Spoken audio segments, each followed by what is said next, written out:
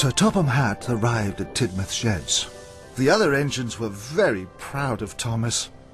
"The town of Great Waterton is to be restored in time for Sodor Day," he boomed. "The restoration will be a lot of work." Percy was puzzled. "What's restoration?" he wished quietly. "Restoration," groaned Gordon loudly. "That is when you make something very old look new again." "There are many jobs to be done," Sir Topham Hatt added. All the engines were pleased. Sir Topham Hatt gave each of the engines important jobs. They whistled and tooted in excitement. "Now, I will telephone Miss Jenny. We need the help of the Sodor Construction Company."